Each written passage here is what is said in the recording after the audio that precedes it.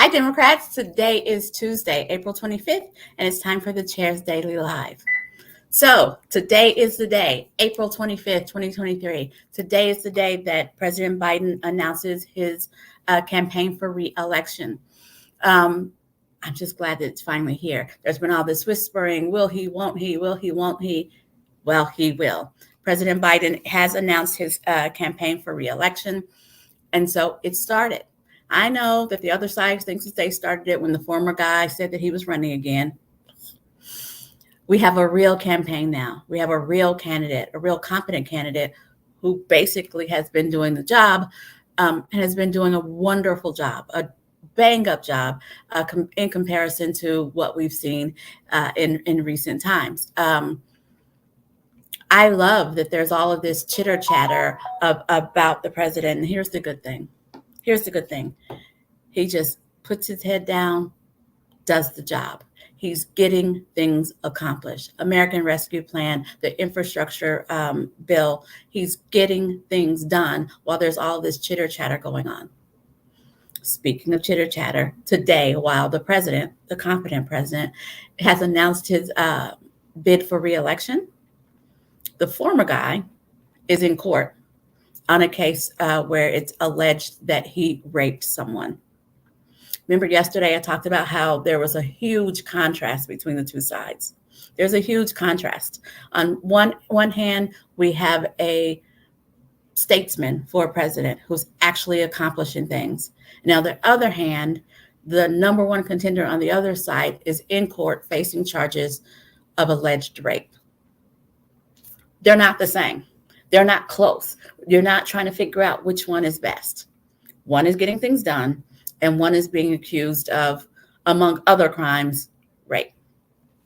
So I want to talk about that. Now I want to bring it back to Oklahoma.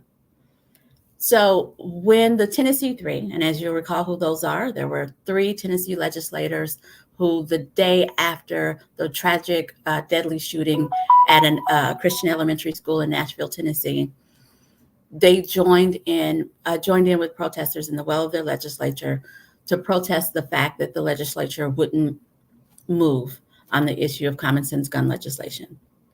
And as a result, 3 of them were threatened with expulsion, 2 of them were expelled, and their local municipalities reinstated them. So you guys remember that. It made national news and everybody was talking about it.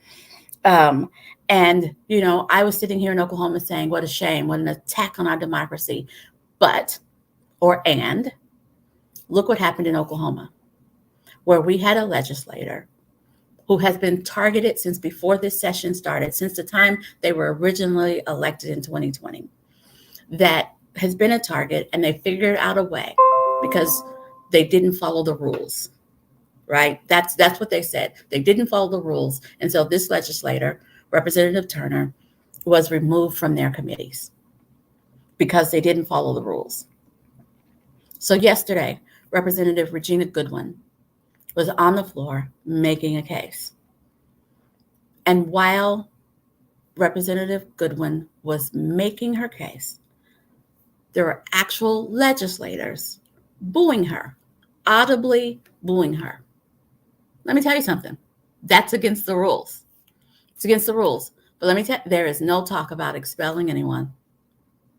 There is no talk about, censoring anyone for behaving in a way that is against the rules. And it is on tape. It is on tape. While she had the floor, was recognized, had the floor, was making her case, other legislators in the well were audibly booing her. That is against the rules. There has to be, there is decorum rules. Nobody's talking about censor or removing people from committees. It's not happening because the rules seem to only apply in one direction. That's what's happening here. And that's why we need a balance in our legislature. Additionally, speaking of Representative Turner, yesterday afternoon, Representative Turner introduced a bill, which I gotta love, right? Introduced a bill that is sad in nature, but I hope that it sparks meaningful conversation. They introduced a bill that said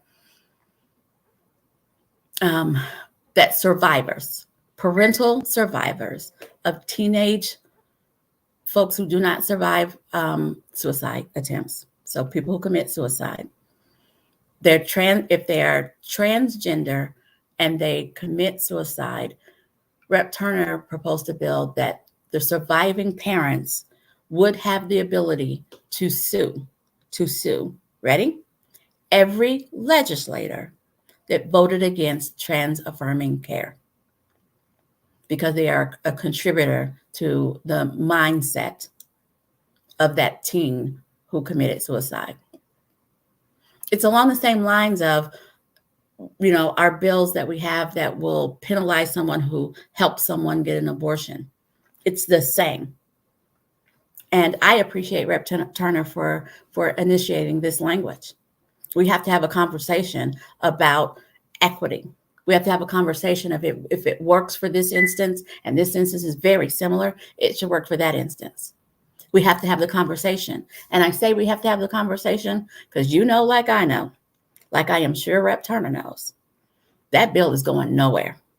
But we need to have the conversation that the decisions that are being made in the well of our legislature have real consequences. They have real consequences. There are people right now, there are young people right now who are struggling with their identity, and our legislature is using those struggles as political fodder. And so I appreciate Rep. Turner for using it as a teachable moment to prompt the conversation. Again, I don't see it going anywhere, except that it prompts the conversation, and bills are started by conversation. Laws are started by conversation. And so what I need all of you to do is to support Rep. Turner in this endeavor. I need you to bring all like-minded folks that you know, even folks who don't know that they're Democrats yet. Have conversations with them about common sense laws. Common sense laws when it comes to weapons, common sense laws when it comes to the LGBTQIA2S community, conversations about how do we house folks who are experiencing homelessness. We need to have conversations about how Oklahomans act like the decent people that we say that we are, how our laws reflect that we are a decent society. We need to start having those conversations. And if you have to have those conversations first as just the issue, have the conversation. And then invite those folks over under our tent, because that's what we are about. We are about funding public schools. We're about making sure that everybody has access to health care. We're about making sure that folks have an opportunity to make a living. We're about just basic common decency. That's where we are. That's our tent. Invite folks over. Thanks for joining me, and I will see you guys tomorrow at 4:15.